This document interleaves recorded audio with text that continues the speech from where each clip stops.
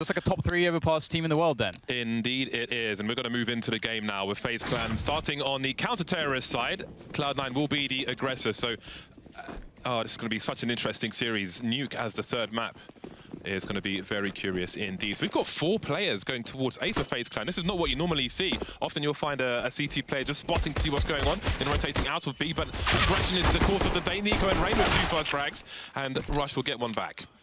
Yes, the bomb is dropped towards playground there, so they'll have to try to contest this area. The CTs will be forced back. Rush is going to gain control of party. So things looking a little bit better here now for Cloud9 as they push forwards, but also could throw a wrench into the works as he starts to poke and prod and find out more information as to what the Cloud9 side is doing. Trying to see if they're actually going to go for this A committed play, but Rush is investigating by himself. Oh, he's got the flank as well, finds the headshot on the Dread, and that's it. Triggering the push there, Kyoshima bursts out, finds Olofmeister by the stairs, and now it's Rain in a 1 versus 3. But he has time, James. He does indeed, but he's not anywhere near the bomb, so if he was to face Kyoshima, for example, and win that duel, then that would be early information for the remainder of the squad. With Rush towards A, could even rotate the bomb. Flush is in the red though, so they've got to be careful. Rain starting to move in now. This is still very doable. It's not anymore. Not when you get blasted in the face. A cannon at close range from Kyoshima gives Cloud9 the pistol round. I love that run. That was so fun to see. Just the bomb dropped. You can see both teams trying to adapt to that information. Then Cloud9 just holding. Faze holding in a forward position, but not really overstepping. But Cloud9 had that one-player Rush, just able to make a play by himself. The communication on Cloud9 to wait for him to get that flank in, and then triggering the push. That was some beautiful CS off the bat. Cloud9 look like they've got some good coordination here. Rush, 24 years old, pretty much the average age on the Cloud9 side, whereas on Faze it goes from 21 to 28. Nico, of course, just 21 years old. Crazy to think about it when you look at where he places in the top 20 every year. Very nice stuff. Second in 2017, third in 2018. Had some big performances last week, but wasn't enough for Faze Clan. They've gone for the force buy, as we can see here. Guardian with a tag, and he's able to fall back from that as well, taking no damage whatsoever.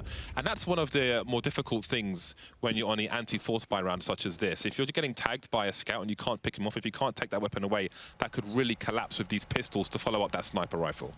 And Automatic, the guy there got tagged, he didn't even buy a weapon. He's saving for that quick AWP. Perhaps they didn't really anticipate that there would be a force buy here from Faze. And as you mentioned, every scout tag, all of a sudden those pistols on the rest of the Faze members become very dangerous. So Cloud9, they've got to start being a bit more decisive here. They've been trying to find picks. Faze have been amazing. They've not given them anything really so far. So now Cloud9 have to rally towards that B-bomb site. They've got to finish the round there with a quick explosion. They do have some utility to do it, but the information's there. Faze look in advantage here. Those tags were the same as a scout tag now. 2 players just 1 bullet away from falling. Almost caught with a smoke grenade, one of the Faze Clan players, but they have position and they have the time on their side as well. But here come the frags for Cloud9, leaving Guardian and Rain out of position. Guardian with 1 more frag, and they've got to go for this post plant. A lot of pressure on Faze to make this investment work. And none of these... Well, actually, Kyoshima would die from a single scout shot, so there's definitely some potential here. These smoke grenades are slowing down the retake possibilities here for Faze. So you'll see Rain will go to the low ground with Guardian and see what he can find. Oh, Zelsis wasn't quite looking the right way. Maybe there's an opportunity here. Only picking up a Mac-10 though, and the AKs are still there on Rush and Kyoshima to defend. It looks like it should be pretty good here. Rush is going to be chasing down Rain, the last surviving member, and that will be that. Close call, but Cloud9 do keep themselves composed, and they finish off the round pretty successfully on B. Yeah, crisis averted there. Very awkward for Automatic. I'm sure he would ideally like to stay alive with his armor to get the AWP, but he's got 59-50, so he's good anyway. And he does manage to get 2 kills out of that with the USP. So nice work for him. Faze Clan opting for the force buy after losing the pistol. Not every team does this, but I'm a fan because it means that you just have more money to buy more of everything, utility, especially when your buy round comes in. There is a pause. It's a technical pause at present. Hopefully it was resolved soon. Need 1 player to reconnect to the server. And then we should be good to go. Nice to see Yanko again, regardless of where he's standing. Fellow watch aficionado. I want to see him in the suits, though. That's what I want to see. It's kind of weird to see him without a pocket square. Yeah. Yeah. So he's got to adjust to the Faze Clan lifestyle. He needs to get... Where's the iced out bling? Where's the Faze Clan chains? Well, they must have some blinged out suits, right? That's got to be a thing. Just custom Faze. I think it's hard to pull blazer. off a blinged out suit if you're not Nigerian. Really? Absolutely, because they've got all the churches down there. I know a guy whose brother, he used to be called Dollar, and he's in the African church game. Now they call him Billion. I'm not making this up. Real stuff. Cloud9 2-0 up versus Faze Clan. Got 2 players to connect to the server now. Faze Clan coming off 2 losses to Ghost, and the matches, weren't able to see them, unfortunately. But again, it's been a rocky road for them of late. But we'll see if they can turn their fortunes around early as they head towards the major. Yeah, I think we have an incredible start to the year. Usually it's the case, I feel, where you have all these roster changes and you feel like, oh, this team didn't work out so well for them, or this team, okay, I can maybe see some potential there. But I think across the board, it does look pretty positive. I think Jason actually surmised things with Faze fairly well, that Adren is a really good fill.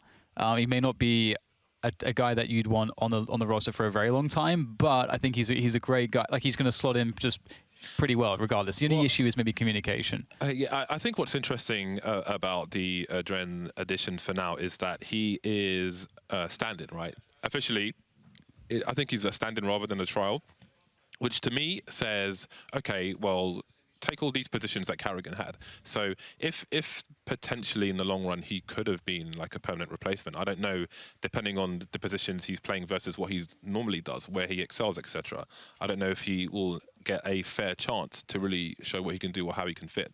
And that's a question. When you have players of the stature of Faze Clan and the longevity of the team, I think you have to have some ego. Like, you have to have ego. You should have ego if you're going to be a Faze Clan player, which then makes it hard to adjust and like, can you try playing here so we can try and slot this player in? You know, I think that's less likely to happen in his position. I looked at the scores of Blast for Faze Clan. They went, I believe they went 2-5 in their matches, and pretty much all their matches went the distance, whether they won or whether they lost, save for a 4-16 score versus Astralis. So I think they've had some difficulty in where they're winning in closing out matches with a reasonable score, like a 16-8, 16-10, which is the kind of dominance that you are used to, or used to be used to, what you expect from Faze Clan. So they need to find a way to do that. And again, eyes on Nico and Yanko. Nico as the in-game leader and Yanko as the coach, who's only been in here for a few minutes. So we'll have to see if they can turn that around as things continue. Now we've got 2 Cloud9 players to reconnect to the server, and then we should soon be good to go. The scary thing in this match right now is that Cloud9 are off to a pretty awesome start if you consider that the force spike came in from Faze and they were not successful. It's 2-0 on that T side for Cloud9. I feel like Faze, they need that strong CT side in general in this series. We're going to need to see those strong CT sides, just because the T sides are harder when you have, at this level, you're playing with a new player. You know, some of the setups might be a bit off. Some of the timings and spacings might be a bit off because, you know, either you've changed some strats or just having that stand-in not be super familiar with how you run things. And the core is going to be pretty familiar with a bunch of stuff. It's going to be bread and butter for them, but you know, Dren might not be in the right places at the right time. So I'm really curious how the T side is going to look. So I guess time will tell, but this is promising for Cloud9 so far. Looking at the statistics of the maps on HLTV in the last 3 months, on Overpass, 5 maps for Cloud9 and 7 for Faze, and Cloud9 have had a 60% win rate and Faze 43, which I think is fairly close considering the number of maps played. I don't think if there were more, then obviously it would be stronger. So I think that if Faze are going to, for me, if Faze are going to win, it's a 2-0, and if Cloud9 are going to win, it's going to be a 2-1. But I really don't know what to expect from Nuke because there's no record in the last 3 months for either side, so that's going to be like a mystery box. But if that's something that Cloud9 have been practicing and Faze Clan they haven't been playing it in the last few months, and they have to try and figure that out with Adren, it could be a master stroke. But it could also end in disaster for Cloud9. So they may be trying to prey on some perceived weakness if it goes that far, but we'll have to see if it gets there.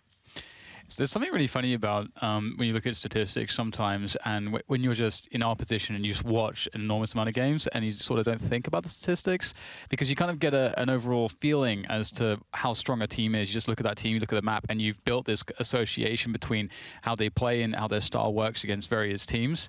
And I feel like at this point, it really is a new dawn. It's a new year, because looking at Faze and Cloud9, it's so difficult to predict. I do feel like Cloud9, the statistics that you just rattled off there with them on Overpass, that it has been the map that I have seen the most success from them recently. Even when they had all these stand-ins, they were able to make their game plan work. There, even with Steeko, when Steeko was playing, and they had Golden and Steeko, and it was like a difficult fit for Steeko, they still had some of their best performances were on Overpass. So it's no surprise to me that we have this as the first map between these two teams, as it is a favorite. And I think the shared map pool effect is there. I think Faze and Cloud9 are both pretty proficient on Nuke as well. I remember Faze, there was a time when we weren't quite sure about it, and they were running into teams who were picking it, and they were actually very proficient on their Nuke games. So it's weird times, James. It's weird times. It's like someone press that reset button, and we just have to sit here and learn.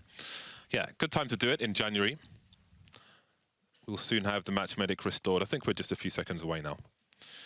Let us know how you are watching the match. Always nice to see. Send a tweet, send a picture to eLeague TV on Twitter. Send me one as well. I'd like to see how everybody is tuned in. And me.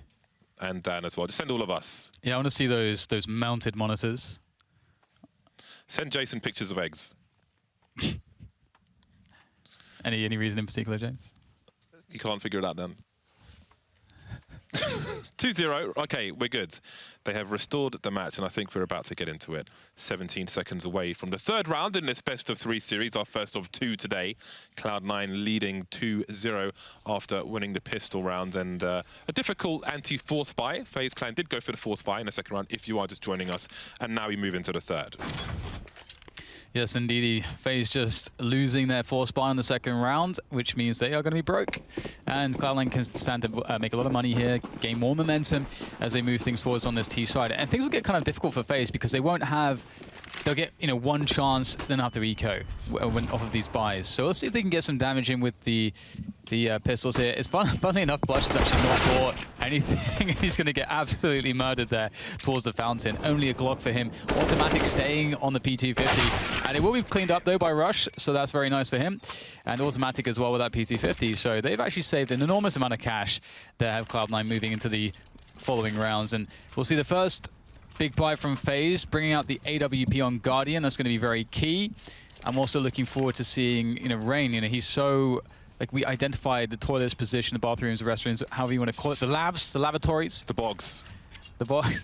That's 5 ways to say toilets, James. That's wonderful. But we associate him with that position on the map, and I want to see... I love toilet stand. Sanitation is fantastic. His form is like...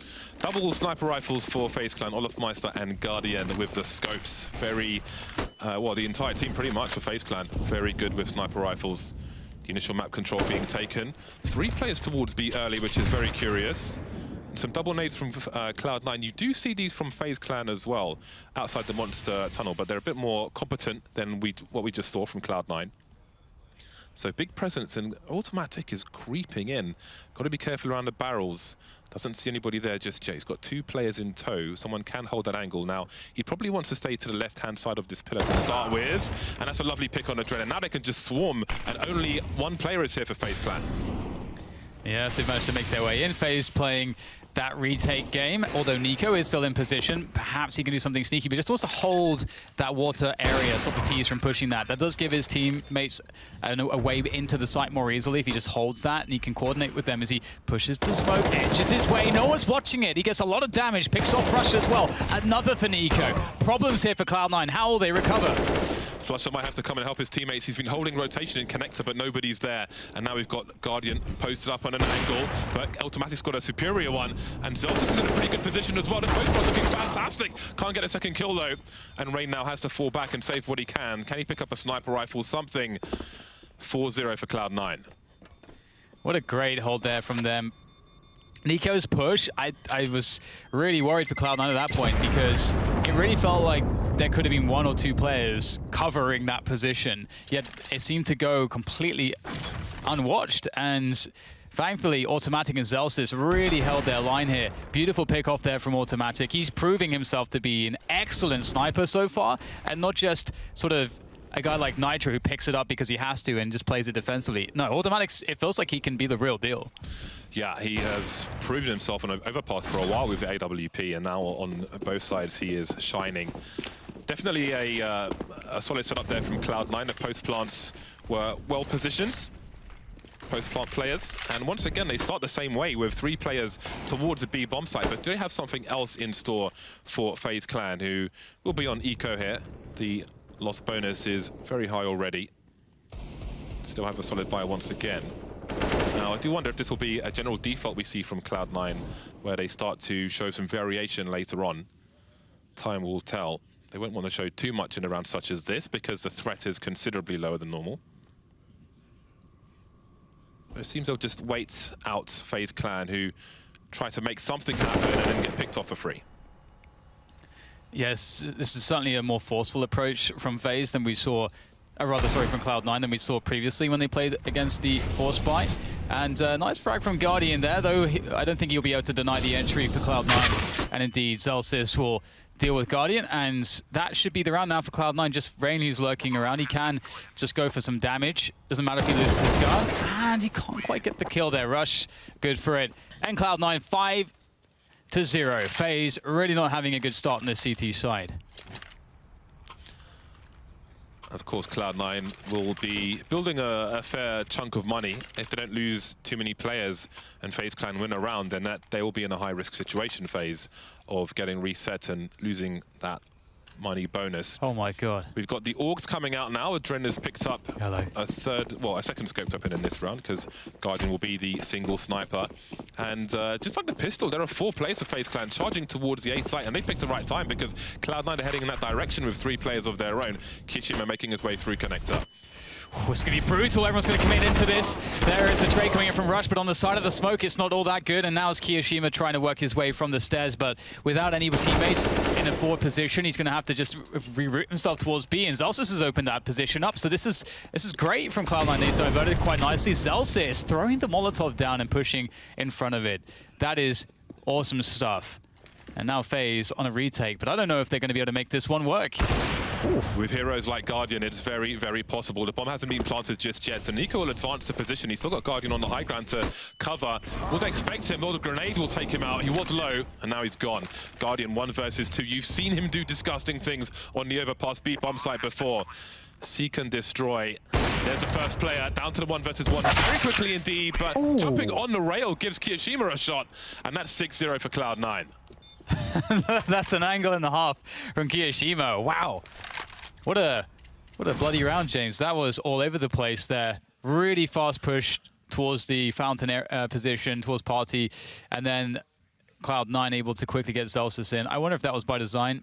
I have to give Zellsis credit because once I think both teams lost around 2 players, he just made moves through Monster on his own. I've got to make something happen here. They've clearly invested a lot of players towards the fountain area, so there's opportunity towards B. He took that opportunity, and it's 6-0 for Cloud9.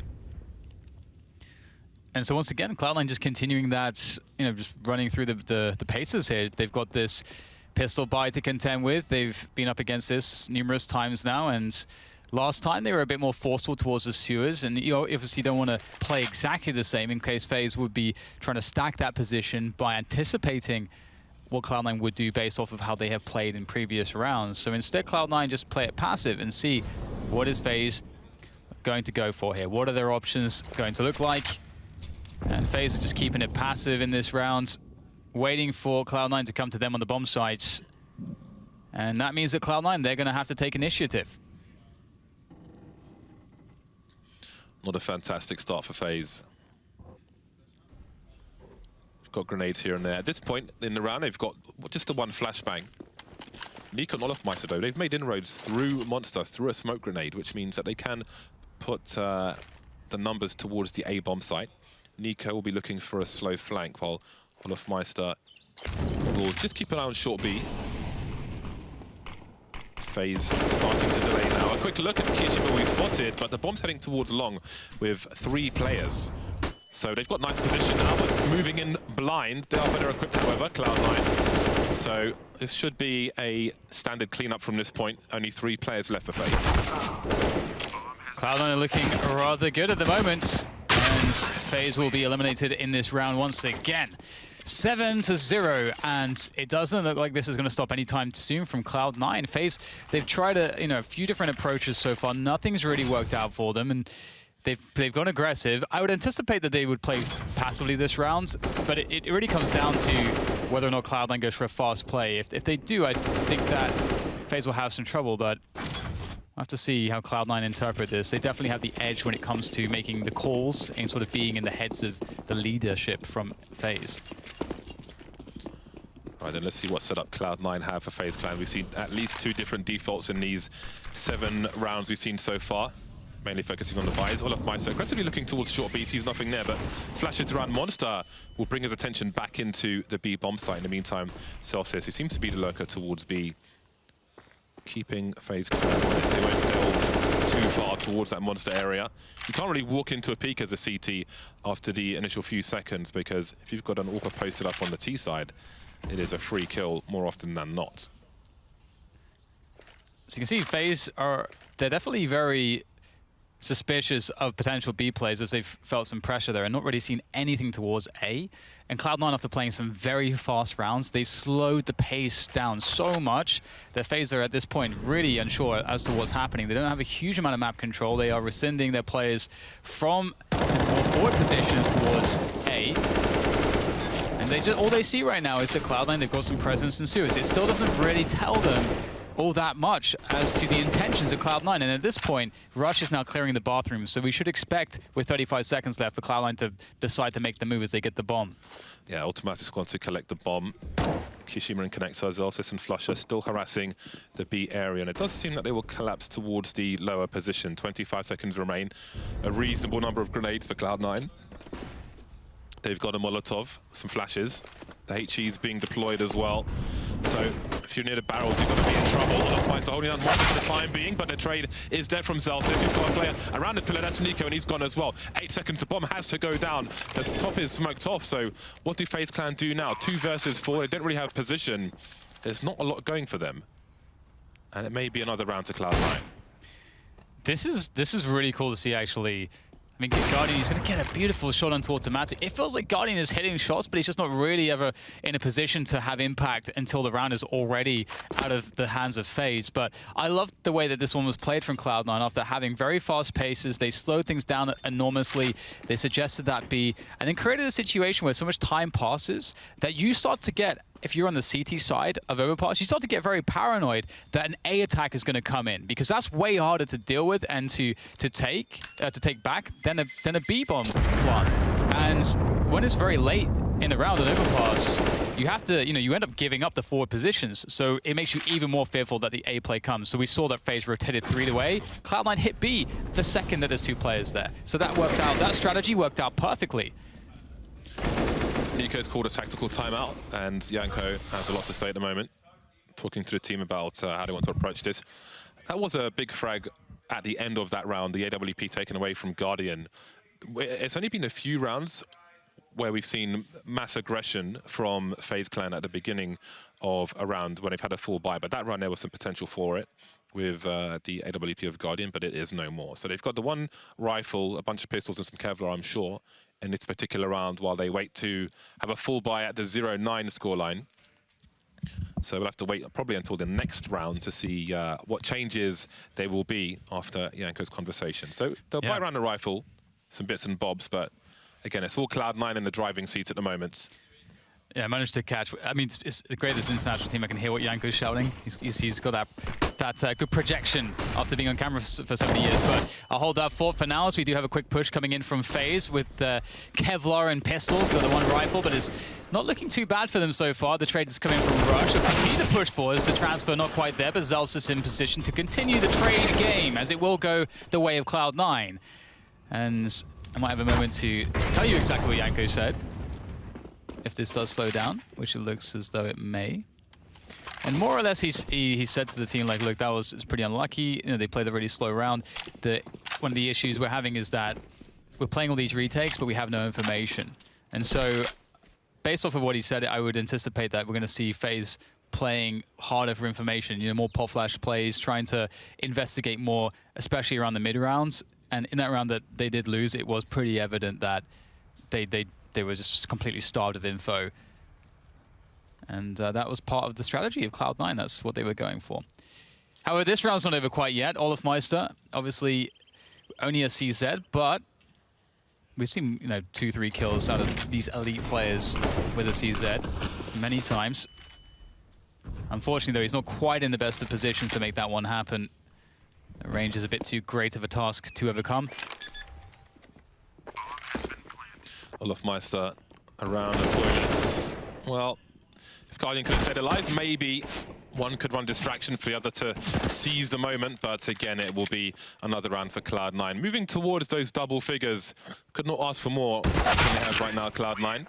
A solid 9-0 lead versus FaZe Clan in the first map of this best of 3 series. Again, fair chance that nuke is to come if things continue to go this way. And who on earth knows what's going to happen there. But something must change for FaZe Clan in round number 10 here on Overpass. Again, we've had a conversation from Yanko. You heard some talking from Dan as well. And now we'll see what change there will be. 1 A. Ooh, that's a rough statistic, but it's never too late in Counter-Strike. 1 AWP on Guardian, 1 AWP on Automatic for Cloud9, as we see 3 players towards short B, well, towards B once again for Cloud9. Yeah, that default is there. FaZe opened things up as they did in the previous round in which they lost, or we did see that timeout where Yanko was talking about info. And Cloud9 have not quite as passive an approach. That's a great flashbang. That's some of the info, the way that you would play info. You get the flash in there, you make the peak safe, maybe you get a kill, best case. Well, best case scenario played out there for FaZe, and they go 5 against 4. This may speed things up for Cloud9, or Cloud9 may decide, okay, look, let's just hold onto the position we have and see if what Rush can glean from that A side of the map. And it'll be quite risky for Rush. He is alone moving up the A long positions right now, but if he can clear the bathrooms and work out that there is no one there, like, throwing a fake becomes a possibility. And Automatic, meanwhile, is also trying to make a play to see if he can get a pick with that AWP. So Cloud9 do have a lot going on for them right now. 45 seconds, Adren taken out on the B bomb site, but 2 more CTs await Nico and Meister. You can see Flusher carrying the bomb there, so it's very likely that B is the ultimate play. So what is Rush's role now? He's going towards the long position, maybe deploying some grenades. And I think Kishima might be in for a rough time because of Nico's off angle. Could be elevated as well, but there's a big flashbang there. Kishima having a look, and Meister comes to the rescue. Still a smoke down on short B, 20 seconds. They've got to go for this Cloud9. Yeah, that time is indeed a problem. Automatic has to be the guy to force himself through. Oh, that's not bad at all. And the trade comes in from Flusher. But Guardian finally is in position at the right time. And there, speaking of time, Flusher really doesn't have enough to do this round with, as Guardian comes in from the side and Rain from the other. And that's the bomb down, the round lost, and FaZe finally on the board. They are indeed, but again, of course, if they lose this round, we may be looking at a 14-1 scoreline because they'll have no money and no loss bonus. They must get a consecutive round here. It is crucial for them if they want to have a fighting chance here on Overpass. The rifles will be out. They've collected 1 AK-47. They've got a good level of grenades now. Do they choose to take the game to Cloud9 in this round, or are they risk-averse? It seems they've got 4 players going towards the B bomb site, maybe reading their own weakness, expecting a shock and awe play from Cloud9 towards B, but that doesn't seem to be the case. They've gone for a strong take of the short B position. Meanwhile, Guardian getting aggressive around A. That's what you want to see. Him in strong positions where he can fall back, take more angles, but there'll be no fatal engagements early. Yeah, and this is just what FaZe needs, you know, taking some forward position at the beginning of the round. Having sewers over the T side is really, really strong. It allows you to play the A and B bomb sides completely differently. Of course, you have to worry about them just rushing through Monster, but that is not so likely, generally speaking, and you'll often have the information with these 2 players in sewers. And look at how strong this position is. There's nothing really that Zelsus could have done there, and as James said, he tends to be the guy lurking towards the B area. So FaZe, they probably realize that he's been doing that, and they can fall back here, realizing that the rest of the team is likely going to be towards A here, as we see a passive setup on B as they reinforce A with 3 players. And again, Guardian, he's got rifle support in range just around the corner. He's got the superior angle because Automatic's closer to the corner of engagement. He goes down for free, spots the bomb there as well. 40 seconds remaining. Flush has finally got a kill, but they're going to need more. Flashbangs trying to charge through. HG's to ward them off. Kiyoshima's been taken out as well. And it looks like there's a fair chance we have that consecutive round for Faze. 2 more players remain. They need to survive in the numbers phase. There's a lot of damage to be done by Cloud9, and Rush is trying to do it.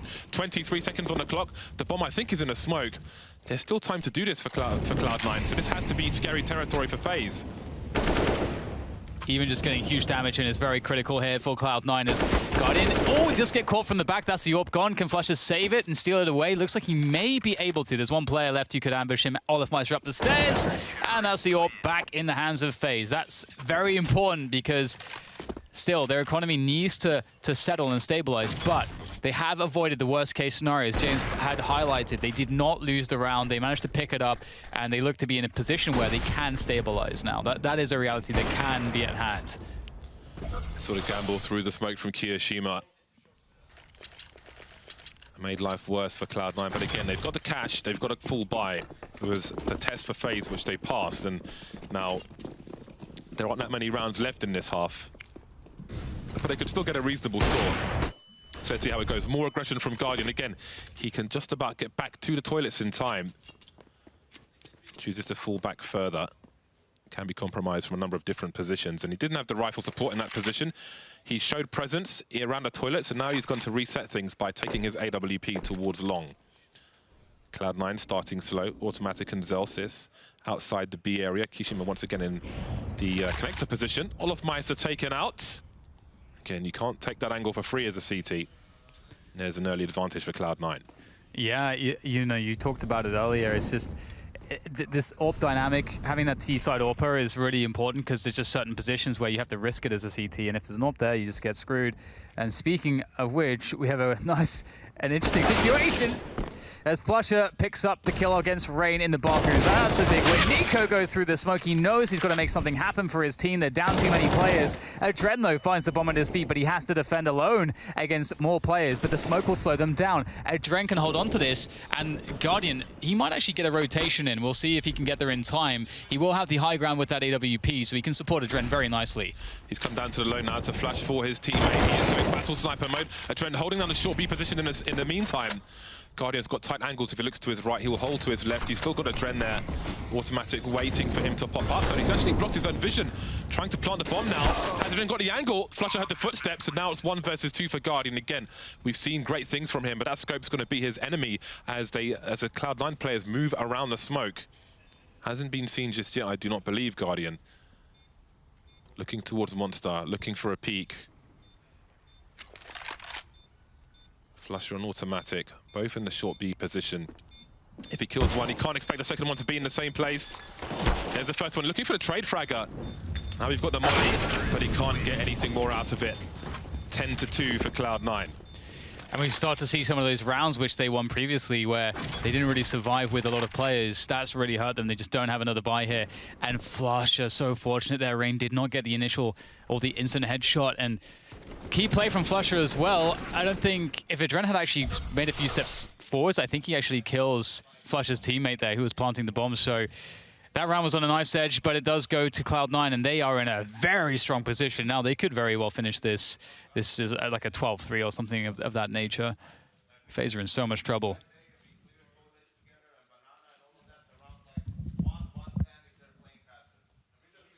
I don't know if you guys can hear what we can hear, so I better start chatting. 3 rounds remain. Indeed, Bianco's finished his conversation now. Guardian is chiming in as well. They're talking about what Cloud9 are doing. Again, we saw a previous conversation about playing passive and information. And I think Olaf may be going for an information play, but you never quite know who is waiting for you to poke your head out. Jack in the box, you got smashed by the mallet. Hello. This is kind of weird, man. I like it. It's very. Of course, you like it. Yeah, man. It just looks odd. Show me the schema. The shoulders running like Vince McMahon. Now we've got Zelsis as the solo lurker on this occasion. Automatic will take his AWP to pastures new. Guardian around the smoke, but no AWP for him. It's a pretty bad buy for Faze Clan here. 3 SMGs and 2 pistols. They've got a lot of flashbangs, so there is potential for some aggressive plays with the right timing, but no one's close to short B at present. Guardian around the bogs on his own. No support, no trade fragger. And UMP, the further away you get, the worse it is, so that may be why he's up here. But on his own, I don't know if he can even get one frag versus a rifle if people are looking in the right direction. Reyna's come to join him now, and it seems that it will be a bait setup. Guardian hiding in the corner, Reyna as the initial engager. So now they can trade if Cloud9 walk into their trap. Yeah, we haven't really seen Cloud9 actually execute on the A bomb site all too much as well, so they may feel like this is a nice, fresh kind of idea for them, but as you say, with Faze ready to spring the trap, this could be quite interesting. But they could actually wrap around long, and it could actually end up being very positive for Cloud9. We'll have to see how it actually ends up going here. The bomb is on long as well, so that's positive for Cloud9 as they start to edge their way forwards. I think Olofmeister just spotted a player through the smoke. He immediately got away from the choke point and moved back, and they started to quietly move back from the corner. And there is a trade flag, and now they start to pop out these Faze Clan players. And with 12 seconds on the clock, this is a very difficult position for Cloud9. But there's only 2 Faze Clan players here. Can they stop the plant? Can he stop the plant? He can. 5 seconds, 4 seconds. It's too late now. They've won the round if they don't get eliminated. As long as Nico hides, he does. That's a lovely shot from Automatic, but it is the round for Faze Clan, and that's what counts so deep into the first half. Yeah, that was a beautiful setup. This just it's just so crazy. You see them trying to trade out, and there's just players just all over the place. All 5 CTs there, just around all these corners. Very difficult to deal with. So that was a gamble from Faze. Absolute gamble. You just stick 5 players towards that A bomb site with MP9s and so on, and it worked out. And that's what they needed to get back into this. They've actually, for the first time in this half, pushed Cloud9 onto some inferior weapons there. CZ, Deagle, UMP, Galil. Automatic still with that AWP though. So we'll see how this goes as Nico, he's boosted up into position. Beautiful, there's the AWP gone. And that's a great start for Faze. A mass of humanity around Graffiti. Give Faze Clan an early advantage, but Zalsis now is trying to pick up what he can. We'll see if Faze would have scavenged. Maybe the scope is hurt. The flashbang's there, but the flick is here for Zalsis. He is ahead of the flashbang. And now it's 4 versus 4. Plenty of time for Cloud9. Plenty of utility? No. But Faze Clan don't necessarily know what sacrifices Cloud9. Not in German. Zalsis moving back with the bomb. As Kiyoshima has a look around short B. Yes. The 4v3 for Cloud9, an upgrade for Kiyoshima into a UMP. Not looking too bad there for them. As Faze rallied around this A bomb site at the moment, they'll be playing a B retake. This makes a lot of sense. They don't really have much in the way of nades. If they were to play 2-1 or 1-2, they would likely lose no matter which way Cloud9 goes. So they push all the chips onto the A bomb site. Although that said, we will have Rain rotating just to get some info towards B. And Flush has got onto the A bomb site. This is pretty much the worst thing, or it could actually be a blessing, because if Flush had caused them to rotate into A, they're going to rotate into 2 players, which could be quite genius. But here goes Nico. They'll figure it out. And this is problematic for Cloud9. Nico gets 2. Look at Zaltis' position. He has no time to rotate towards this A site. He has to go towards B. Flusher has to collapse on the site from up above. Zaltis with the CZ, such an important frag. AWP now waiting for a pick, nothing doing just yet. He's got a pillar for help. And Nico, 1 versus 2. He needs to find an ace to win this round for his team. No grenades versus an AWP and a UMP. He's got to get his jiggle peaks on. He's got to bait the shot from Zalsis. He's got to get past AWP. What a shot from him. 1 more frag now for Nico. He's got no kit. He's got to find it fast. He's got to bait Flusher deep enough to get a headshot. Sees him top with the UMP from miles away. Flusher stops the ace. Round number 11 for Cloud9. Oh, that was a close one. Nico almost made it happen. Unfortunately, though, Faze stuck on 3 rounds, and Cloud9 are having a crazy strong half here. Great spray. Oh my god, last bullet through the woods. This is a very impressive start from Nico. Just, if only he had a kit or just an extra grenade, just makes all the difference, that extra $600. Either way, it's pistols again for Faze. And we'll see the classic Molotov there to deny a quick push towards sewers. Zalsis, who's playing alone towards this B-bomb site again. And look how passive Cloud9 are. They don't want to get caught by like any aggressive plays that Faze may be throwing their way at the beginning of the rounds. Automatic 18 for 8 so far in this first half. He has been integral, as he was in the major winning team in Boston. Been very important for his team. Rotating the angles he's been holding, taking FaZe Clan by surprise. They can make no assumptions as to where he might be posted up. Guardian taken down and connected by Kirishima. Always making sure to keep the CTs honest if they're in there. We reached a sub 1 minute mark now for Cloud9. Bomb may be collected soon.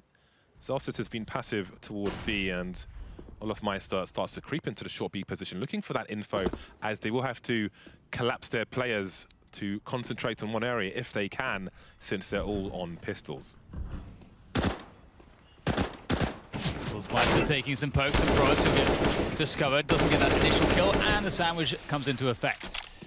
And Cloud9 are just one step closer to taking the B bomb site at this point. There is Nika very close, he'll get one frag with the Deagle, but he's quite low now, and there it is. The flank has also been silenced. So player by player, it looks like Cloud9 are just picking everyone off for Faze. So Nico needs to get something marvelous, but he is unable to do so. And there's the trade. Automatic, as you mentioned, James, having a great half. That's a 12-3 scoreline there for Cloud9. And I really did enjoy Automatic and how he was able to use the AWP to pick specific positions across the first half to give that edge to Cloud9's T side. He's a gator in a swamp, basically. Just creeping, waiting for a deer to take a sip, and then just snapping necks for fun. Death rolls for that entire half. 12-3 for Cloud9 as they move into the counter-terrorist side. Players are readying up. Some quick words from Yanko, the man who's closest to us. We haven't mentioned that Rambo is over on the Cloud9 side as well, behind the players. Again, Valence, I believe, is taking more of a data science role. Data science. For Cloud9. Nice. And Rambo will be the man who can behind the 5 players, so we'll see how that develops. It'll be interesting to hear some words from him, well, now and some months into the future. See how things are shaping up, how the team gels together. Right then, the second half is about to start. What do you think, Dan? 3 rounds, is it enough for FaZe Clan? I personally don't think it is. I think in a Faze they're going to have a I mean, the CT side is where I would expect them to shine, and they could never get going. I think the force buy for me was something that I wasn't really sure about, wasn't convinced by it, but hey, that's just what you go for sometimes. It didn't work out for them. Now they have to make it work on the T side. They'll have to start things off well on the pistol, as we're now into it. A Molotov and a smoke for Adren, Guardian with a smoke and a flashbang as well. I'm very curious to see how this will play out. Kirishima looking for the one-shots. Now, he's the only person facing, which may make FaZe Clan think they've stacked the B bomb site, but he actually has. He's baiting. There are 3 players behind him. So he's suggesting, oh, I'm just seeing what's going on. Come and charge me. Setting a bear trap. Will they get snatched by the claws? A jumping shot. Not much doing. And again, I believe they've only seen 1 player. And it does indeed seem to be spurring them on. Rush is at the back of the B bomb site, just spotting for a potential retake. In the meantime, again, they just see 1 player. So seeing 2 there will surely force some players of Cloud9 back, because they got to worry about long, which is the intended. That's what the CT side want. Rather, sorry, the FaZe Clan wants. But that's what actually happened. They're just going to keep everyone around the bathrooms, and this is actually going to work out very well for Cloud9, as now the smoke comes in even there from Automatic, and Cloud9 have discovered the bomb, and in comes Adren to flank the flank, and that's pretty critical. A 2 versus 3 now, but they have to get the bomb back. Adren, he can't do it though. Now Olofmeister with a very hard task on his hands. With a Glock, no less. He does not have the range. Even if he headshots Zelsis, he might not kill him. Or that 10 HP might help, and he'll take one in the face himself. Just good for the 1 frag, and it will be the pistol round for Cloud9. The worst has happened. Cloud9, one of the more interesting teams when it comes to pistol rounds. Of course, FaZe Clan as well, as Sean noted on the desk. But that was quite an interesting one. The bait set up, just 1 person showing towards Fountain, almost inviting a rush. Didn't need it anyway. It was a slower approach from FaZe Clan, but still ultimately C9 come out on top. What I thought was really impressive is how FaZe showed 2 players running long, and Cloud9 didn't pull anyone back to the site, because that's kind of the point of it. It's just to pull the rotation back so that they can actually move towards B or A more safely, but Cloud9 didn't buy it. So they're on another level, James. And all they have to do here is just wipe out these pistols. It's a full save for Faze, and the grenades do the initial job to take down Guardian. And there it is. UMP finds the bomb. Essentially, we are looking at a 3 for 14 scoreline scenario for Faze Clan, for them to pull out the AKs and then do what they can do. 2 players remain. No frags for Faze, which only makes their life harder. Nico trying to squeeze everything he can out of this round. It's like Dirty Harry. Ever hear of that Deagle? You seen that film, James? I don't know any Harrys, sorry. Or Harolds, just to be clear. Have you not had the line, "You feeling lucky, punk"? All that? No? I don't know any Harrys. All right. Not even, okay, never mind. We'll move on from this. I know movie references are not the strongest. You do the movie references that you do know. If your name is Harry, send me a tweet. You're very strong with the movies that you do know. But I know what you're talking about there. Okay. But it's very hard to tell. You know, you think Lord of the Rings is anime, so you know. No, I don't watch anime. I don't do anime. I'm sorry. That quickly gets you into trouble on the internet, man. I can't do anime. 14-3 for Cloud9. We've got the AKs out for Faze Clan. They've got a bunch of grenades as well. Smokes, flashes, molotovs. They have enough for some kind of execute of some description. That is a problem. Smoke grenade from Cloud9. Look at the containment. Now they have no idea. There could be lots of players around here. There could be no one. There could be one person. So you don't really know if you can charge towards B, but they may take the gamble phase, as they have little choice anyway. They've been smoked off there as well. But Nico, how's he got here? Has he even been spotted by this point? The trades are all over the place. 3 versus 3. Trying to force their way through the smoke, and somehow Faze Clan are on the sites. Rush almost with the third one there. That was pretty damn close. And Faze are in a weird position now because they have loads of time, and this is just so smart from Rain. He's ready and waiting for the flank. Now down to Automatic with the scout. Faze have 2 players left. Rain will die from 1 scout shot. So this is actually doable here for Automatic, but he has to figure out whether or not he needs to drop. And you can see that Faze are really taking their time to make things a bit more confusing. But Automatic, he's got the Deagle out. He knows he can do this one. Just has to find the perfect moment. Use the element of surprise, and that's the Deagle doing the job. The bomb down. 1 more shot. Oh, and he can't find the head. It's a Dren with the headshot from the AK, and Faze will clinch it. But my, that was close. That was a difficult spot for Automatic as well. On the balcony, he couldn't scope in because he didn't know where the second player was, didn't want to concede his position. And great effort from Rain as well. Got 3 kills, very important kills, the trades as well around the B bomb site, and there is a desperate 4th round for Faze Clan. Ooh, he's a 10. He is quite pacey, isn't he? Should be in a bakery shop.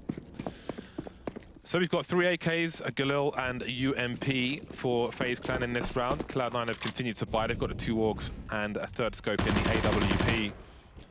And again, if Automatic can continue to be as nasty on the CT side as he was on the T, this may be a quick second half indeed. Faze creeping up connector towards bathrooms. Cloud9 with 3 players towards A, 2 towards that long position, that long setup. Overpass is a pretty complicated map because of all the various CT setups that can be waiting for you. We'll see how much ground Faze can gain. Here's a quick boost over the smoke. Oh, whoops, love to see this. Can't quite see anything though for Nico. Looking into the site, but there's nothing to be found. Was there a pixel there for Flusher? There may have been. It seems as though Nico spotted something. Flusher and Nico just... It seems very close for them to spot each other, but it seems that neither will be able to get any shots off. But Nico finds Flusher in the end, as I say that, and now they're going to just start charging towards that A site. 40 seconds remaining. Olaf is on a long rotation, and maybe... Oh no, Guardian's going backwards, but Kiyashima is lurking. Now Guardian's going forwards. But with 2 players on the site, if he tries to plant for connector, he could be in trouble. And there's the look from Kiyashima to 5-7 as well. Very damaging weapon, but he can't take out Olaf. 25 seconds remain now. Rush and Zelsis trying to stop the plant, maybe. Or are they going for post? Waiting for the smokes to go. Big flag from Zelsis. 2 versus 3. They don't have any kits, the Cloud9 players, not the ones who are alive at the moment. And now it is just Rush as Zelsis has been exploded. Trade fact situation, if they can get around the corner long enough, but Rain will be enough himself. 5 rounds for Faze Clan now. 3 surviving. No upgrade, though, for Olaf. It seems miles away from a weapon. Continues with the UMP. What's quite exciting for this half is all the tasks and things that must be overcome for Faze to win it. And Cloud9, we haven't really seen a full buy setup from them yet. We're going to see triple HE in this round, but obviously otherwise it's just a save. When we see the AWP come out on automatic, then that's when things are going to be really interesting for Cloud9, when we start seeing those proper setups. So that's what Faze are going to have to really be beating. But they are generating momentum here. There's triple nades. He almost goes down. That's nade in exchange, and they're just pushing forwards here. And they are finding some frags. Bombs down. There's quite some damage here. It's not bad. Yeah, the meat and the potatoes, but not quite the gravy. And Faze will continue. 6 rounds on the board now. That is 3 in a row for Faze Clan after losing the pistol. They have lost both pistols, it is worth noting. Solid stuff from Cloud9, and their loss bonus continues to rise. Won't be buying just yet, but it will be a second air raid. This time it will be, no, it will be once again 3 HE grenades. And off they go towards A. Now, I don't know if they're going to throw a containment smoke like they did last time. But they're beyond the angle phase. But will the HEs go towards the playground instead? Adren isn't at this position. No, it will be as before, but delayed. Guardian down to the pistol. That's a big frag. And that is a crossfire for the T side, so they can clean this up and make sure the AWP doesn't get picked up. That would be disastrous. Yeah, I love how Cloud9 are actually really being so annoying, just causing all kinds of problems. Here's a distraction for Zelsis to get into the back. Oh, but it didn't last long enough, and now Zelsis doesn't quite have that opportunity as he previously did. Rain is waiting for it, and he's going to pick up that kill. So, looks like the catastrophe, the potential catastrophe, has been averted for the time being, as Rush and Automatic are still searching for ways to do some damage, but not really looking like there's too many opportunities. Faze are sticking to a tight setup, protecting each other, which you like to see. And you can see also at the same time Nico's getting the B-bomb side, so they'll be able to take that bomb as 3. Rush trying to get up safely. Oh, hello, and that might be a gun to be picked up. Indeed, he's going to pick up an AK. Now, does he save this, or does he try to do more damage? They're buying next round regardless. Nico has made his way through the B-bomb sites, and he is going to the higher position. So it's good cover. One player can hold down the short B area while the bomb gets planted. Can use a pillar for cover if you want to, but it'll be planted deep on the site with 22 seconds on the clock.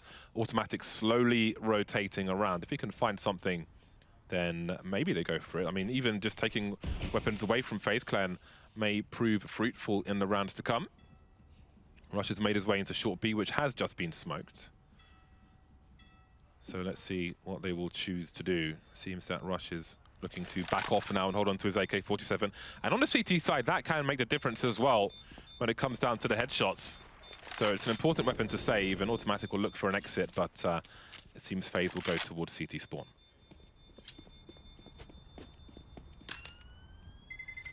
Okay, this is it.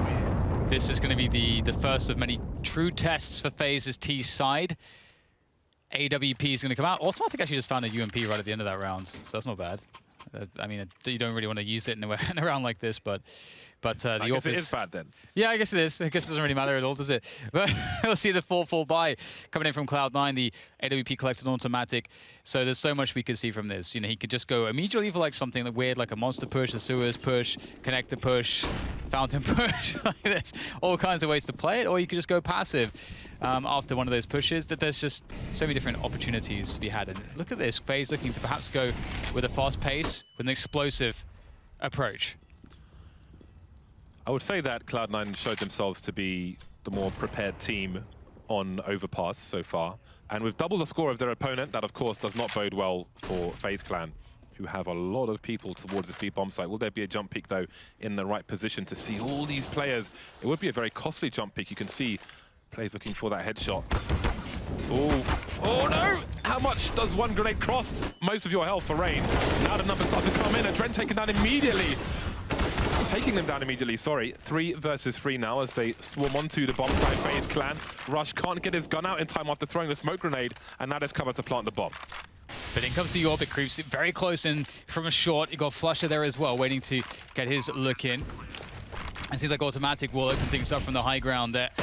Switching down to the low ground, Flusher and Flusher and Automatic in that 2 versus 2. But that position in the water is very problematic. Olofmeister waiting for the perfect moment. It's such a strong position. It's very difficult to adjust. And you'll have those headshot angles. There it is. One found. Now Automatic with the AWP. This gets so awkward for him. And there's the flashbang. Easy follow-up for Olofmeister. Great team play coming in from Faze. And they'll pick up the first round against Cloud9's big buy with a very nice B attack. Huge entries into the B bomb site from Adren, picking up 2. Olofmeister, I think he saw Flusher's shadow as he was peeking around the corner of the smoke, and you can see that on Nico's face, this game is not over yet. Another round in the bag for Faze. So far to come back, but that is 5 rounds in a row for them.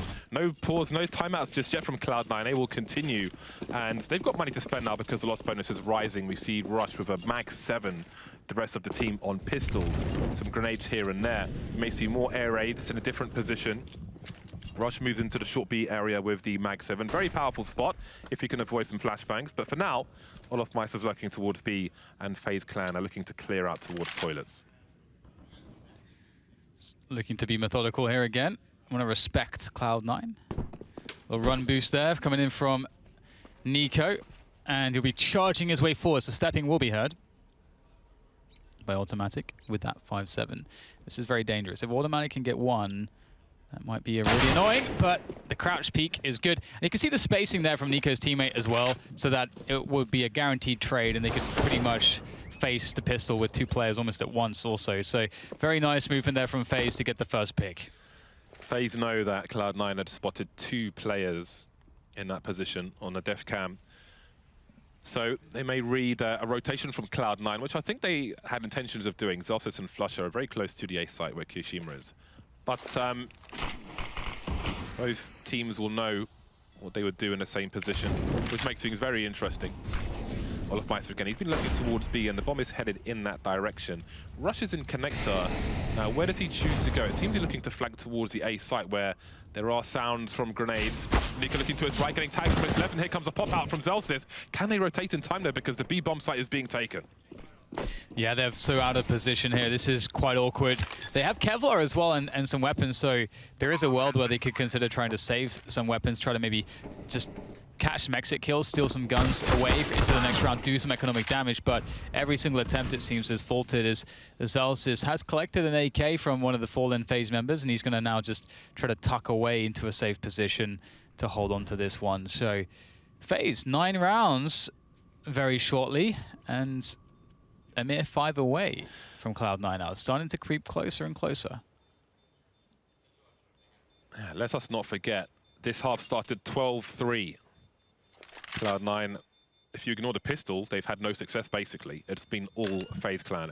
And only 5 rounds away. At what point do we get a timeout? Do we get some discussion from the Cloud9 side?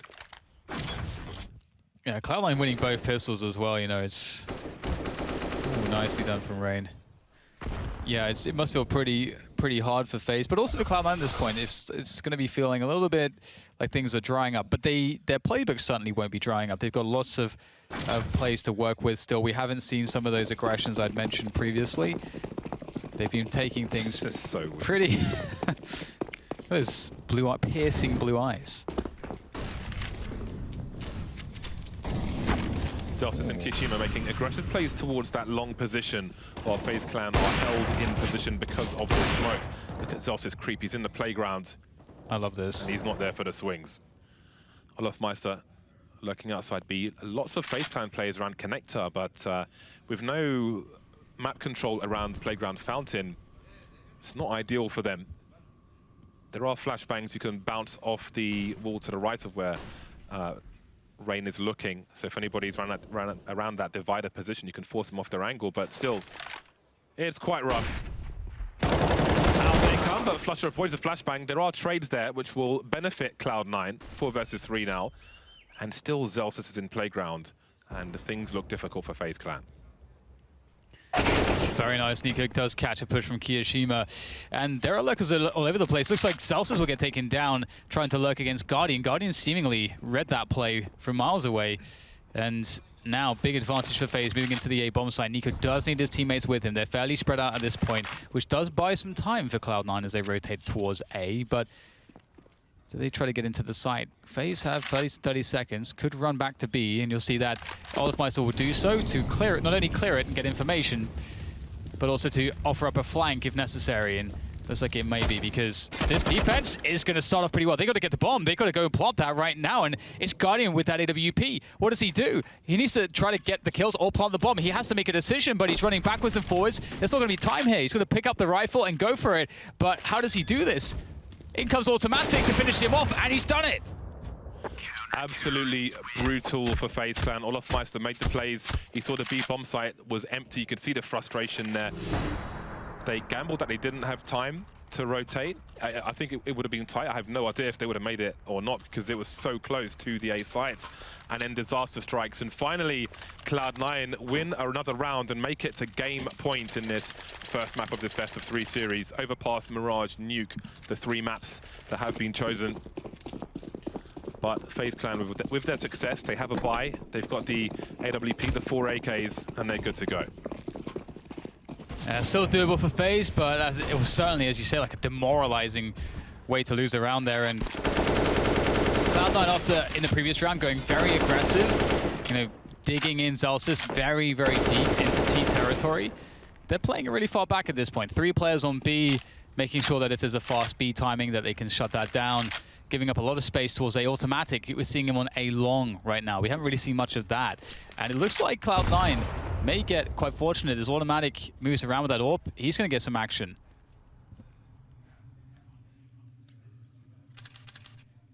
He should hear that scope. He should know someone is to his right-hand side. He's got Flusher inside the toilet. It's not in a position to really flash for him, and there he goes. Kind of awkward once he knows someone's close, because he's so close to the wall, he will be seen first if people are looking. 4 versus 5 now in favor of FaZe Clan. Flusher was kind of rifle support for Automatic in an ideal world, but this world is not ideal. Zalsis on the way to help, it seems.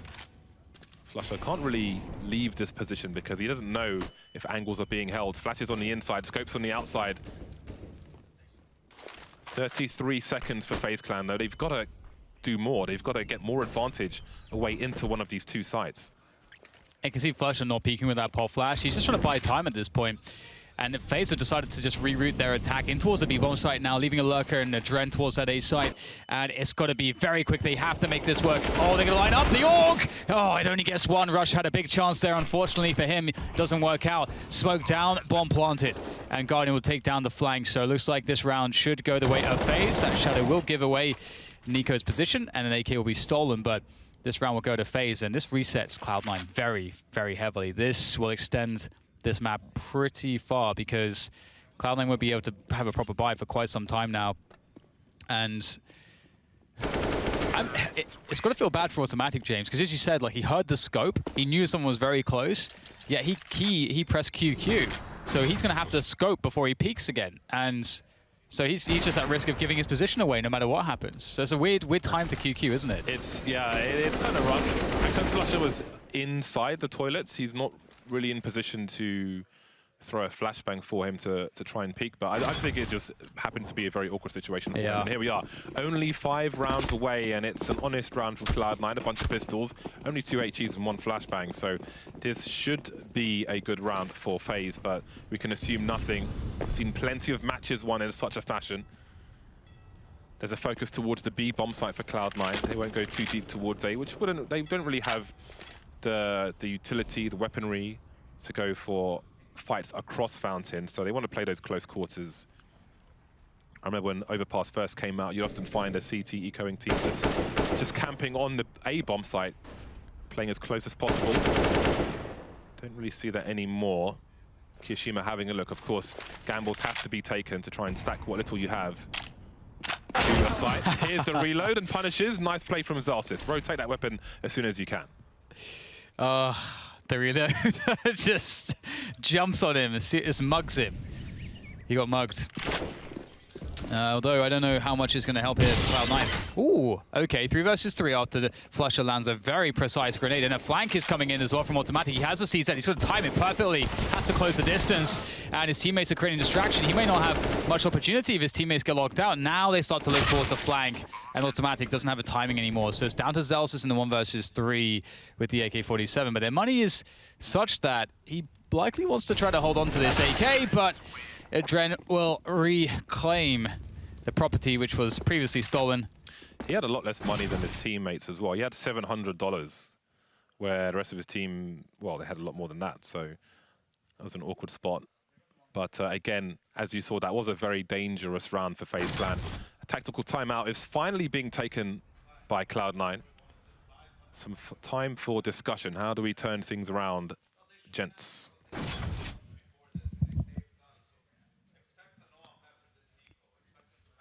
We've got Yanko saying, expect an AWP after this eco, just keeping him focused, building expectation, looking at Nico. He's nodding, he agrees that. These two players, I remember you used to commentate them playing on iNation together. It's just interesting, Yanko doing some calls with different team names. Throwing out Optic's name and Astralis' name. Oh yeah, some strats are just labeled after teams. Yeah. Yeah, that's very interesting, and that means like I can't decipher it, James. I don't know. I can't tell you. Although he was talking about the economy as well and what to expect. So just setting up FaZe to understand exactly what they need to do, so they don't have to do as much thinking on the fly. And we'll see the anti-eco now coming in here. A few grenades have been favored by Cloud9. We've seen them do fairly well with them actually, though. They've had some good airstrikes, playing worms. They keep changing the position of these cluster bombs. Always good. Keep your opponents on the back foot, and FaZe Clan will start slow. Arguably a weaker eco than the previous one. This is just a solid stack of the B-bomb site as well. Previously you saw some peeking, the punish of a reload, a rotation of a weapon, then a late HE kill towards A. But this time it's just a stack, a minute 10 as FaZe creep towards the box. I think the setup here with the nades for Cloud9 is based off of Zelsis on barrels, and what if, like, as soon as he sees someone, they'll toss some of these nades in towards a short position. You can see Automatic could throw it from where he is, and Flash and Kyoshima the other two with the nades, so they can throw it deep into the short area if there's someone who's trying to pick that position, which can be fairly common that a team might go for that. So pretty cool that you can see the way that if you look at the setup and who has the grenades, you can kind of anticipate what they're going to do. But looks like they won't find any contact towards B, so we may not see these nades really going to the intended effect, which is sad, but very good news for FaZe. They're going to move on to 12 rounds, should they win this one. Rush is leading the charge with 27 kills at the moment. 24-year-old Rush, putting in the big frags, taken over from Automatic. See if he can do anything in the round to come. He's picked up an AK-47 now. Nico looking to take out some players, but they are feeding strong weapons to Cloud9. You don't want to be dropping AKs to a CT team. 2 taken away now. Flusher hunting for something. No kits, no ninja, but just in case, there'll be a Molotov on the bomb. Taking no chances is Guardian. And he'll move away with his AWP. 3 rounds between these two sides. How far can FaZe Clan go? No more margin for error. I really like the move from Kyoshima there. He gets the first dink and then sort of jiggles in a way where Nico wastes his first couple bullets. And then the peek comes in again, and because of the dink, Nico's already weak. So he doesn't really necessarily need another headshot, and Nico's like, he's inaccurate because of the only bullets he's already shot. Really good movement there, and we'll see that the couple AKs will continue into this round that Cloud9 have saved, and we'll see if that really helps them out. As now the AWP is in the hands of Automatic once again. And FaZe, they really need to win this one. If they can, they've almost done it. They've almost got to that overtime. This could be a faster round. Those are the FaZe Clan HE grenades. But maybe it was supposed to be shorter for short B. Normally it goes towards the jump peak position. In the face, baby! Down goes Zelsis. 5 versus 4 now. How many players has he seen? Maybe just the one, but the entire team is here for Faze Clan, and Cloud9 don't have too much information towards A. Flusher's holding behind the divider. They do not know what lurks, and now there could be a lot of trouble for Cloud9. Only two players here. Good nade damage coming in, though, from the CT defense. Kiyoshima with two. Rush now charging through the smoke, seeing what he can find. It was very confusing. Kiyoshima now faced off by Adrenaline in the water position as it goes down to a 2 versus 2. The bomb not yet to be planted. And you can see that Faze actually have the ability to back out through Monster, and they're going to take that chance and reset the situation in the 2v2. And this is very important. By cutting noise here in this 2v2 with a minute left, they have the advantage. Solid chance for a 1v1 here for Meister. He's got full health. Rain is half health. Got to be careful on the timing. If he starts to look away, Flutter just creeping into the angle. Now we've got a 2v1. Where could the last player be? Automatic with the AWP. 30 seconds on the clock. There are no smokes to obscure this position. He's going to throw one of his own on the short B position, but where will he go? Rain is at A long. An Automatic, he's going to stay. Meister, it seems, is baiting him as Rain makes his way towards the A site. Wow. He's been played so hard, hasn't he? Single digit, down goes the bomb. Meister already towards the toilet position. He spots somebody going towards A long. Automatic. No kit. He has to eliminate both these players if he is to win this round.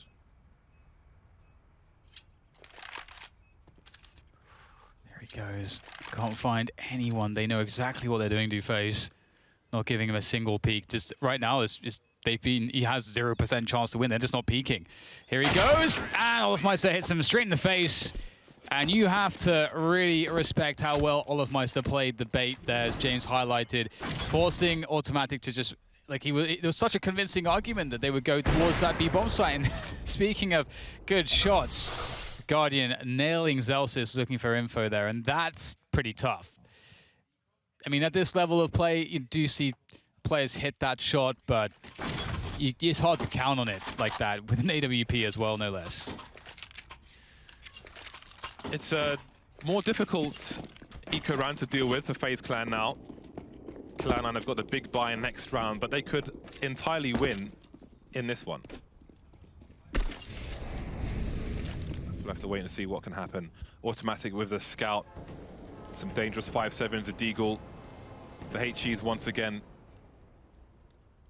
Guardian having a look around the upper area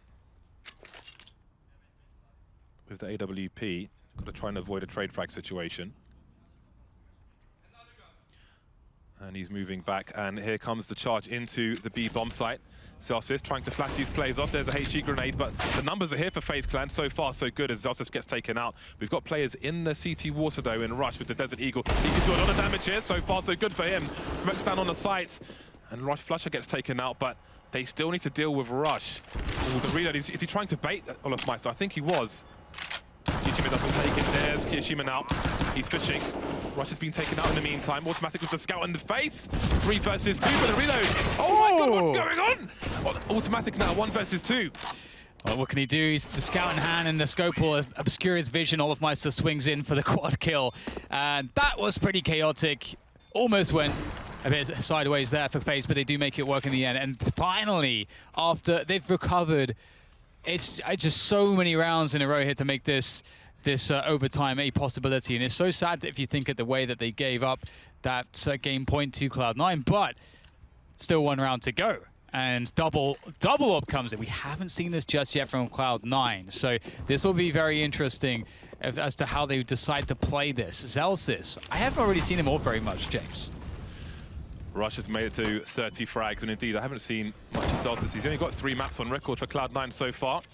Guardian knows the AWP. I wouldn't want to go against him, that's for sure. 1 more round for Faze Clan. They start off well. What will the response be for Cloud9? Will they gamble on some aggression to try and even the score, try and look for some information? 3 versus 5 now. Oh dear, oh dear. 12-3 at the half, and it looks like we may be going to overtime. Don't count them out just yet. We've got Rush creeping, prodding, asking questions towards short B. Someone's got to make something happen, but only Rush is close to any of these players.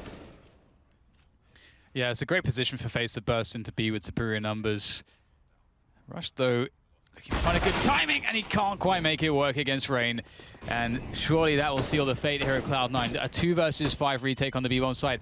There are 3 smokes, 2 Molotovs, most of which have just been thrown here for Faze to completely shut out Cloud9. Automatic can't get anything done here, and it does look impossible. Quick kill from Kiyoshima, but he takes some damage. 1 versus 4.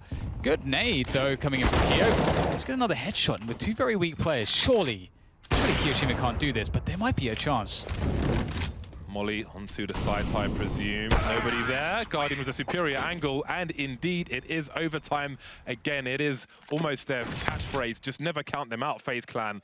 That is a FaZe Clan you want to see, coming back from 3 to 12, and now it's overtime. What the hell is that? What is the science behind that, Dan? Well, I guess these 2 teams stylistically, it doesn't even matter if they have the same core players. It just seems like Cloud9 and FaZe are delivering always when they play each other. And Cloud9, I mean, it's pretty rough. FaZe, they've got to feel so much confidence after just having so much trouble getting into that overtime. As you said, like fighting back from such a horrible deficit. They've got to feel really good right now. Cloud9, it's pretty hard sometimes. You've been on you've given up the comeback, and you've played the CT side. Nothing's clicked. FaZe have a lot of momentum here. A lot of momentum. That is absolutely crazy. Yanko with more words at the beginning of this overtime. 15-15, 3 rounds and a half. All the players starting with a clean $10,000, a briefcase full of money. Well then, can they continue their success? Now the pressure is off. I mean, there's still pressure in a 3-round half, but for FaZe Clan, I don't know if they come off the gas pedal a little bit, or if they just continue as what has become normal in this game, at least in this vacuum of Counter-Strike. Yeah, and I think we're going to see Guardian on short with that AWP. I think Yanko was talking about that, or at least trying to get there. Or there's something about short B and AWPs. I'm not sure. They have quite a big aggression again from Cloud9, pushing Celsius deep. See him in the playgrounds, as we have in the past. Guardian last time bested him. The Guardian's not there this time, so we'll have to see if Celsius can create any new opportunities as the rest of his team now falls back to just cheat those players towards B. You've got that deep control towards the A side of the map. You can see there's just no one there apart from Celsius at this point in time. Of course, connectors open. Of course, they FaZe. There is a timing in the round where Cloud9 starts to say, okay, we have to pull 1 player back onto the A side. But for the time being, they can pretty much have 4 players here, and you can see Celsius will start to hear information as automatic defense against Guardian, and now Celsius. Was he spotted? He may be spotted. Oh, it's happened again, James. Ooh, turned his brain into goo, into mash. Past its sell-by date. Very inedible. Wouldn't recommend it. 45 seconds remain. 3 players on the B bomb site. It's a hard read from Cloud9. Saw a vintage automatic position. But again, where has he gone now? He's towards the A side, the only person there. Adren lurking towards long, so I think he may try to sell something. He's got a full set of grenades. But when does he start to pull the triggers? Pull the pins, even. 25 seconds on the clock, and nothing doing just yet. A smoke grenade on short B. That's quite brutal. That's a long time to wait. Do they gamble rotate? I mean, the bomb is outside Monster. And that's where they're headed. Olofmeister taking one in the face. Has the bomb been spotted now? Automatic down on A. Maybe there's a flank, but with 10 seconds, there's no time for that. Oh, he's coming from the back. 7 seconds to plant this bomb. And there's no cover at all. Surely this can't work. Flusher, does he come out? No, he doesn't believe it. And the first round will go by timeout. 16-15 for Cloud9. Oh, wow. It's always the way, isn't it? You can't win that last CT round, and then as soon as overtime hits, oh, there it is. There's that CT round that you've been looking for, and yeah, I wonder why they didn't pull the grenades of Adren towards A sooner. Yeah. 25 seconds, and they were still waiting. But what are they waiting for? I don't know, man. I don't know. Flusher, what a clutch there, just knowing just not to face.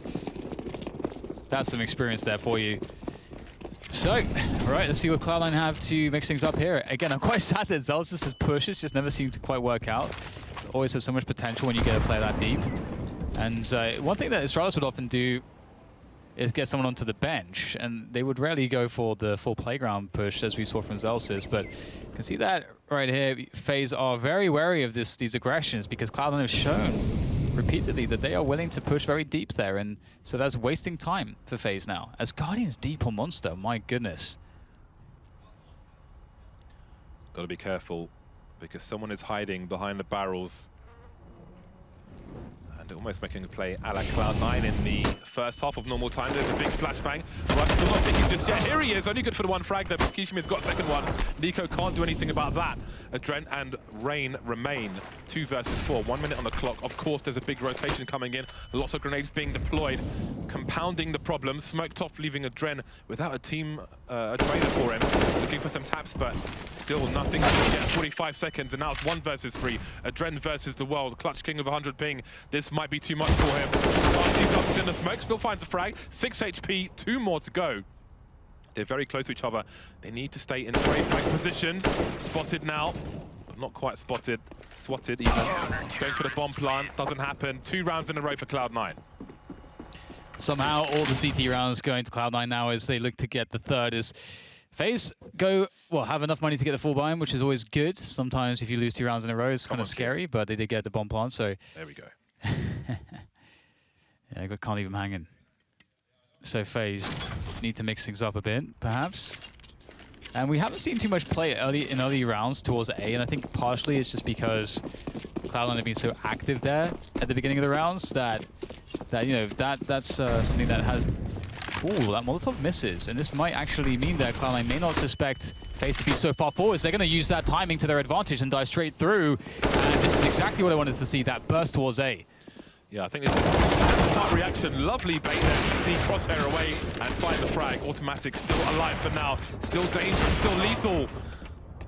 Now he's dead.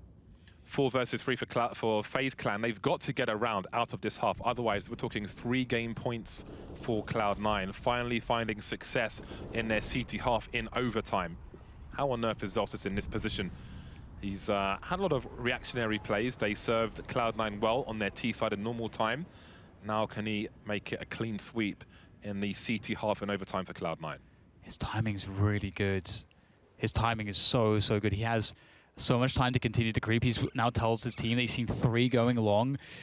As long as Zelsis doesn't die, they're golden right now. He's going to be able to put that pressure on FaZe. Now FaZe are trapped. They have to go forwards. They have to just burst forwards. They know that Cloud9 know they're coming. They just have to hit the shots and use their nades well. This is horrible for FaZe.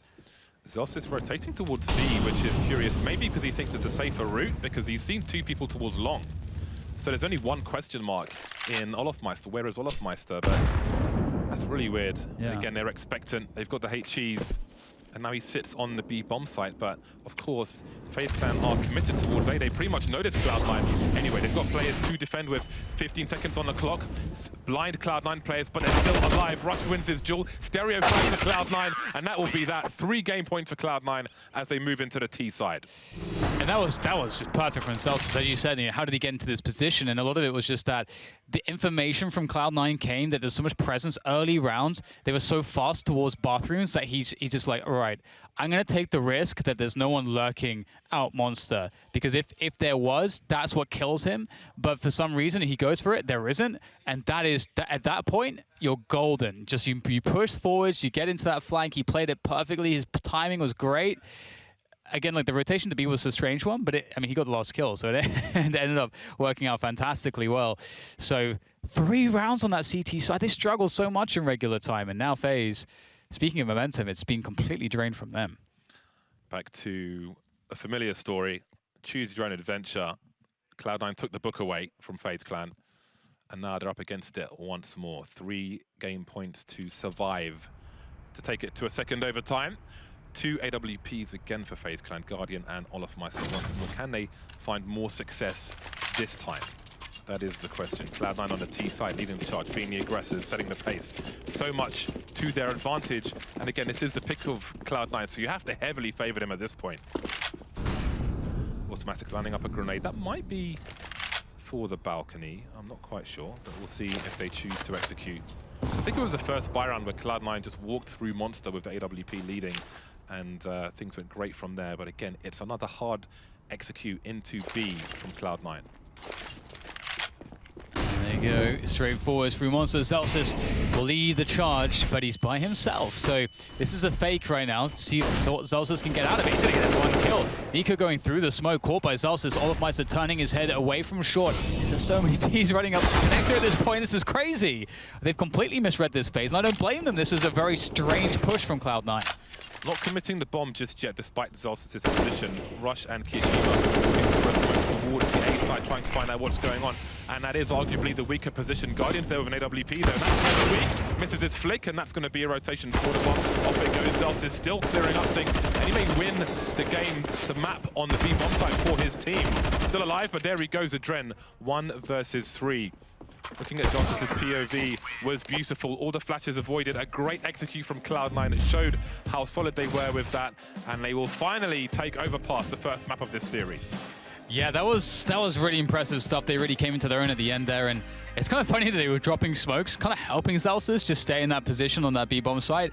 And I really like how Zalsis has been implemented into this lineup. He has a lot of responsibility, but hey, it's time for us to go to a quick break, and we'll get the thoughts of the desk very shortly.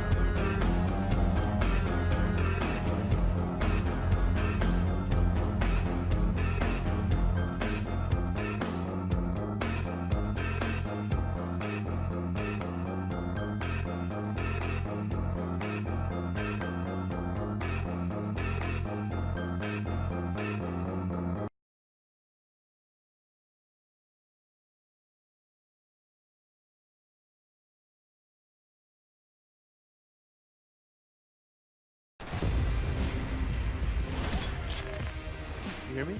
Yeah. Yeah. You moved. Let's go, boys. Rain starting to move in now. This is still very doable. It's not anymore. Not when you get blasted in the face. Oh! Nice. Automatic with the AWP. This gets so awkward for him. And there's the flashbang. Easy follow-up for Olofmeister. Great team play coming in from Faze. Nice. Nice. Nice, guys. In comes Automatic to finish him off, and he's done it. Absolutely brutal for Faze clan. Good job, guys. Good round. Somebody get us off this wild ride, because that was a great way to start off the day here at the E-League studio. Welcome back, everyone, to the desk. And yeah, I mean, you know, just that was like a tale of two halves, honestly. Cloud9 playing exceptionally well in their first half, and then Faze just bouncing back the way that they did, Moses, was incredible. I'm actually still kind of astounded that FaZe made that comeback happen. I was back in the green room like thinking I'm going to have to go hard on these guys. We're going to have to, get a little bit of a clap back in there, you know, tell them they're doing poor now, all that kind of stuff, and really get into it. That comeback, I mean, you saw a little bit of all of it. You saw some of the skill. You saw some smart decision-making out of FaZe. Yanko, we heard him during the timeout exactly describing the perfect economy that Cloud9 had at the time. So, I mean, they were really into it on that T side, which bodes well for map 2. Yeah, I mean, they went down 0-9, and then the half ended 12-3. Yep. And then they lost the next pistol, so they were down 14-3.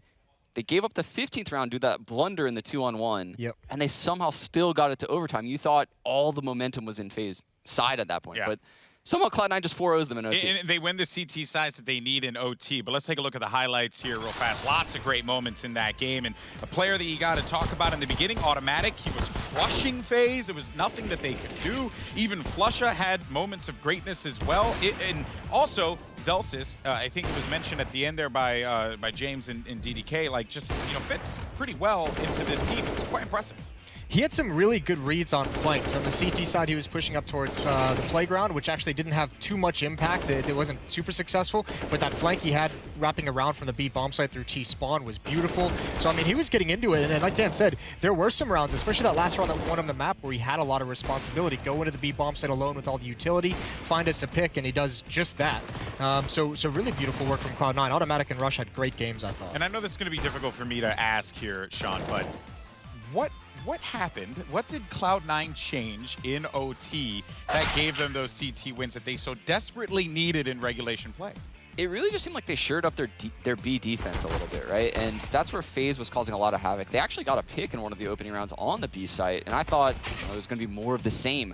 But they kind of bunkered down in that B bomb site and didn't allow FaZe to really progress into the pit area. And they used their utility really well at that point. I think as well, I don't think you can underestimate the value of like that pause, that breather you get when you go into overtime, right? Because they were getting just absolutely battered, and that's something you figured when they had that much of a lead that they would have been able to figure it out on the fly because they had so many chances. So that pause, catch your breath right before OT starts, I think that calmed a lot of people down. We saw a little bit better play in overtime from C9 to get these. Wow. Just very, overall, like a great way to start the day for us viewers, right? But I think that for the players on the stage, I don't think that is like, whether you're Cloud9, you have this incredible start, you're just tearing through them and you're like, oh, great. I mean, there were conversations we were having that, oh man, this FaZe seems really, really rough. And then out of nowhere, FaZe is just like, all right, we're going to become the best again. We were honestly burying FaZe. In all of 2019, we were burying them for the entire year. And they were written off. Yeah. We put them out of the top 20. Yeah, I mean, the conversations that we were having in the back definitely would have raised some eyebrows as far as what was going on with FaZe. But they managed to regroup, and they, despite losing, still end this game, I think, very respectable. And I'm sure they would have wanted the victory here, but instead they'll have to take the L for round 1. But I think considering that is Cloud9's pick, Overpass, they were feeling pretty confident in it. Hey, right, you bounce back the best you could in that situation, right?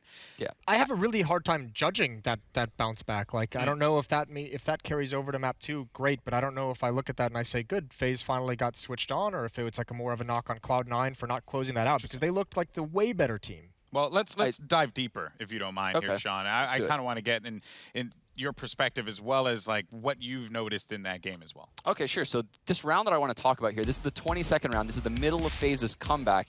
And I chose this because this isn't a style we've seen out of FaZe in the past, this execute-based style. And so this is clearly something that Yanko wanted to bring into the team. You can see Zelsis getting aggressive on short B. And here we're going to have FaZe actually aggress towards short B with quite a few people. They're going to do a Molotov execute on this B site. So from here, I'm just going to speed up a little bit until we kind of get into this first frag. So they're lining up in short B, and Kiroshima's harassing them a little bit. And here comes the Molotovs over the wall. So double Molotov towards this backside, which makes Kiyoshima come forward into the flash.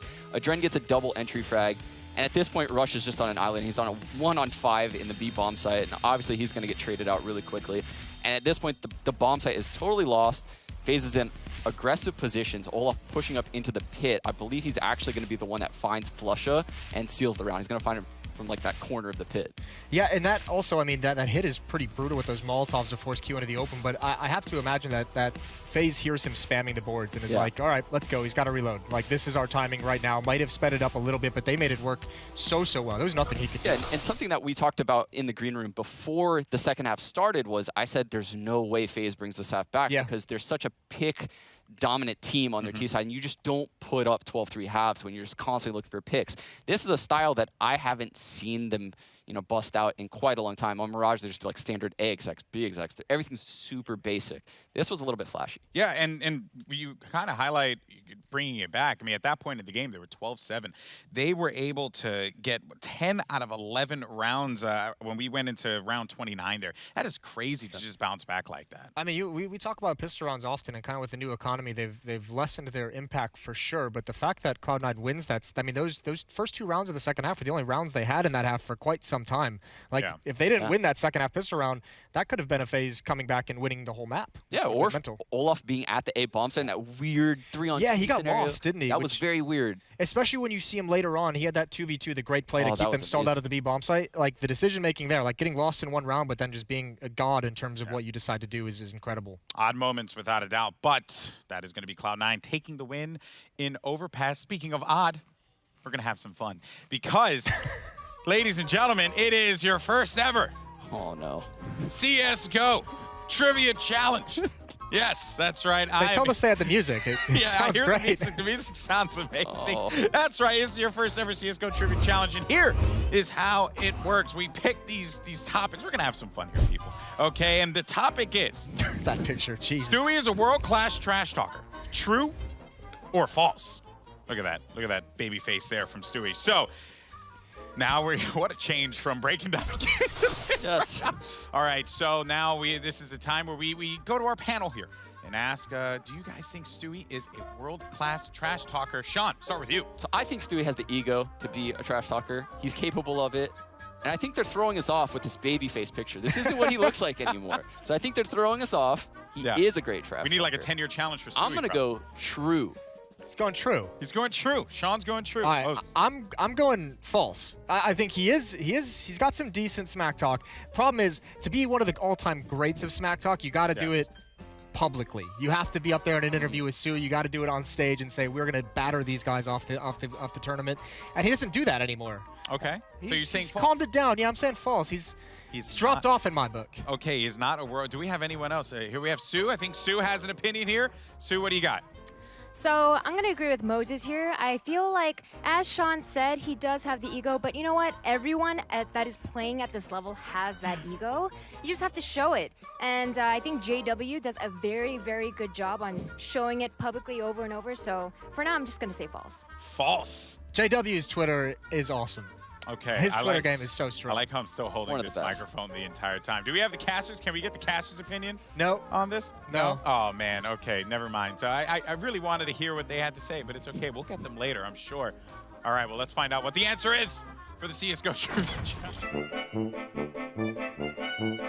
I try not to step over the boundary too much when I trash talk. Christian, close our week out there, bro! Too easy, too easy, too easy. We have a really low bar for smack talk, apparently. That's a win. That's a a win. a weak victory. I'm gonna take that win after the L I received in that first map. So. Yeah, well, you and was it 53% of the Twitch chat? You know, we take the wins we can get. All right, well, that was the weakest smack.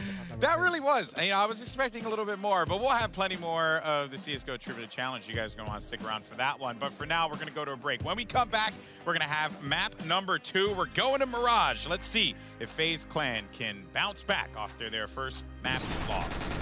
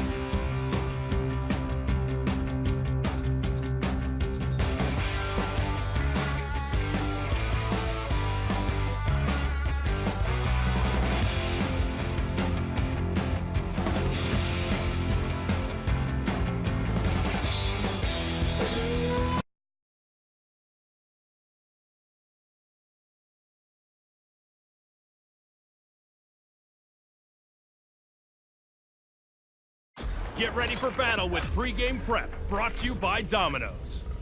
Night before I come to a big tournament, I try to do something to make me calm and not focus too much on the game. Like try to work out in the night, get some proper food, so I wake up like not like too heavy. Try to see it as another day and be relaxed and calm. Yeah, when I sit at the desk, I just make sure that all my settings are there, that I just feel like I'm playing from home. I like to put my keyboard in an angle, then I just do my own settings. I don't have any like crazy habits to do like before the game or something, so I just a normal day for me.